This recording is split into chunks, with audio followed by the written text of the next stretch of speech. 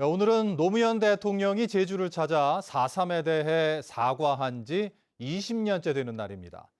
대통령 사과는 어느 날 하늘에서 떨어진 게 아니라 수십 년간 쌓아온 제주 도민들이 있기에 가능했는데요. 대통령의 사과에 이르기까지 과정과 그 이후의 과제들을 박주연 기자가 보도합니다. 20년 전 이곳에서 노무현 대통령이 제주 4.3에 대해 공식 사과를 했습니다. 55년 만에 이루어진 대통령의 사과. 강요된 침묵 속에 끈질기게 싸워왔던 제주 도민들의 노력이 만들어낸 역사적 사건이었습니다. 2003년 10월 31일 오전 10시 도민과의 대화 자리에 나선 대통령은 1186자로 짜여진 제주 4.3 사건 관련 말씀을 읽어내려갔습니다. 국정을 책임지고 있는 대통령으로서 과거 국가 권력의 잘못에 대해 유족과 제주도민 여러분에게 진심으로 사과와 위로의 말씀을 드립니다. 4.3이 일어나고 55년이 지나 마침내 이뤄진 정부의 사과. 유족들은 눈물과 환호로 화답했습니다. 당시 63살이었던 이재우 할아버지도 그 자리에 있었습니다. 고맙다 외치면서 기립박수를 쳐서 얼마나 우리가 기다렸던 단어냐. 사과의 대통령으로서 사과의 말씀을 한다는 거는 유족에게는 감개가 너무 무량한 거예요. 대통령의 사과가 있기까지 제주도민들의 처절한 싸움이 있었습니다. 1960년 4.19 혁명 직후 제주대학교 학생 7명을 중심으로 4.3 진상규명을 요구하고 나섰지만 5.16 쿠데타 이후 감옥이 그들을 기다렸습니다. 그 한라산 무장대에 의한 폭동이라고 하는 생각만 가지고 있었죠. 근데 그 폭동이면 왜 군경이 양민들을 그렇게 학살했을까? 그런 데 대한 의심이 생겼고 그에 대해서 진상규명을 좀 해야 되겠다. 군사정권 하에서 방공법과 국가보안법으로 논의 자체가 금지됐던 제주 4.3은 1978년 소설 순이 삼춘이 발표되면서 지상으로 올랐습니다. 30년 동안 그 비밀로 이렇게 가두어져 있는 이 제주 4.3 이야기를 발설한다는 것 자체가 무서운 일이었죠. 그런데 그 4.3 얘기는 안 하면 안 된다는 그런 강박관념이 오고 온 국민들이 알아야겠다. 알아야 된다. 1987년 민주화운동 이후 제주도 출신 대학생들과 시민사회 단체들의 4.3 진상규명운동이 활발히 진행됐습니다.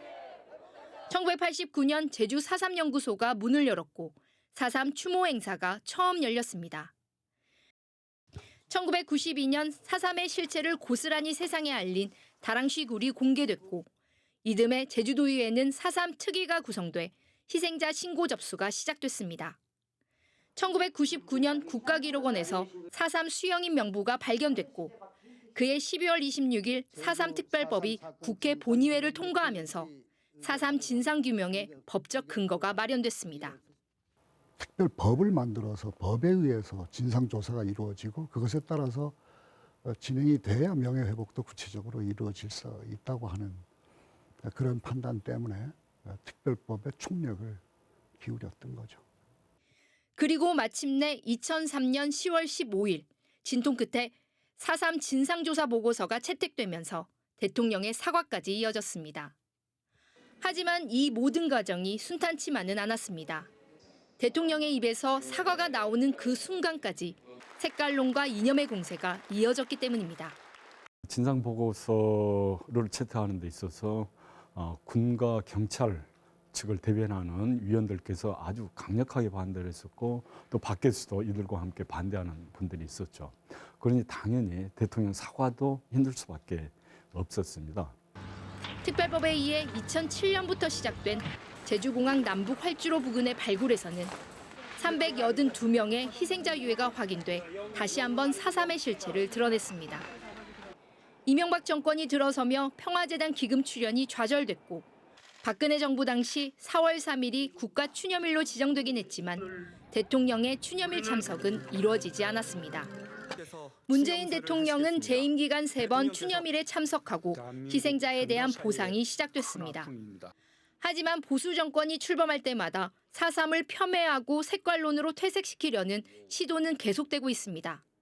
올해만 해도 4.3 추념식에 구구단체들이 집회를 열면서 유족들과 물리적 충돌하는 일까지 벌어졌습니다. 서북 청년단들이 옛날 우리 조상님들 칼로 죽창으로 다 저희 할아버지도 그렇게 돌아가셨는데 우린 절대로 이걸 용납을 못해요. 남은 과제들도 여전합니다. 작년부터 진행 중인 추가 진상조사 보고서, 4.3 시기 미국 미군정 역할, 미국의 책임 등에 대한 내용으로 내년 말에 발간될 예정입니다. 하지만 추가 진상조사 보고서 채택 여부를 결정하는 4.3 중앙위원회의 신임위원 2척에 대해 논란이 일면서 우려가 커지고 있습니다. 이승만을 이렇게 옹호하는 학자들이 포진해 있다고 하는 것은 추가 진상조사 보고서 채택 과정에서 상당한 난항이 예상될 수 있다. 자칫 잘못하다가는 진상조사 보고서 자체가 채택되지 않을 가능성도 있지 않을까. 특히 행안부는 그동안 공개돼 왔던 4.3 중앙위원 명단도 비공개해 논란을 키우고 있습니다. 제주 4.3은 아직 이름을 찾지 못한 채 백비가 이렇게 누워 있습니다.